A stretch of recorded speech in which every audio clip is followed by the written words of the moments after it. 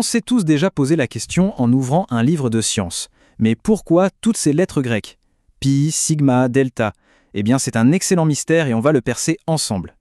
Alors voilà, tout commence avec ce sentiment qu'on a tous connu un jour, on ouvre un manuel et on tombe sur un alphabet qui nous semble venir tout droit d'un cours d'histoire ancienne. C'est ça, le cœur du problème. Ces symboles, ils nous disent quelque chose, mais en même temps ils sont étrangers. Alors pourquoi cet alphabet-là en particulier? Et surtout, qu'est-ce qu'ils veulent dire? C'est exactement ce qu'on va voir.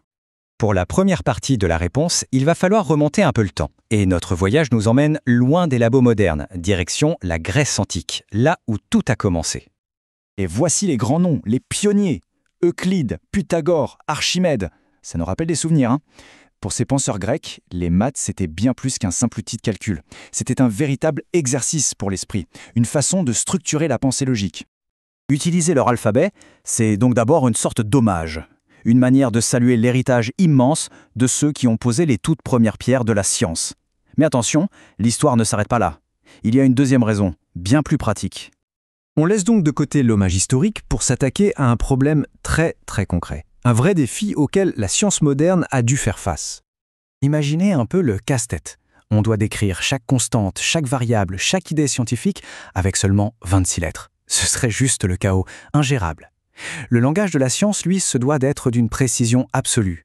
Il lui faut un arsenal de symboles bien plus grand pour éviter la moindre confusion. Et la solution était là, toute simple, juste sous nos yeux. En ajoutant les 24 lettres de l'alphabet grec à notre alphabet latin, eh bien, on double presque notre boîte à outils de symboles. C'est vraiment cette extension qui a permis à la science de se développer avec la rigueur qu'on lui connaît.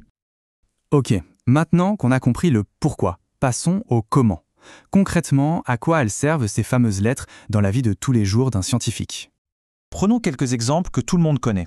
Le fameux pi minuscule, pi bien sûr, la constante mathématique. Ou le sigma majuscule, sigma, qui nous dit de faire la somme de plusieurs termes.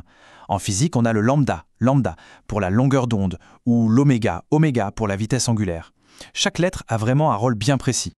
Bon, alors qu'est-ce qu'on retient de tout ça? Finalement, qu'est-ce que ça signifie vraiment tout ce système? En fait, l'idée centrale, elle est là.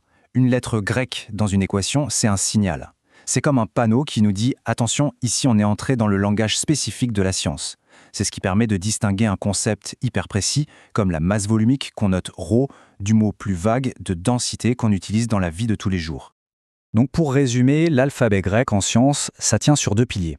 D'un côté, un hommage, un respect pour les fondateurs, et de l'autre, une nécessité purement pratique, un besoin de plus de mots, de plus de symboles. C'est l'alliance de ces deux raisons, l'une historique et l'autre fonctionnelle, qui explique tout. Et ça nous amène à une dernière question, une question pour le futur. La science, elle, n'arrête jamais d'avancer, de découvrir. Notre boîte à outils de symboles, même avec les lettres grecques, est-ce qu'elle sera toujours suffisante? Quel sera le prochain alphabet que la science devra adopter pour nommer ce qu'on ne connaît pas encore? Voilà qui donne à réfléchir.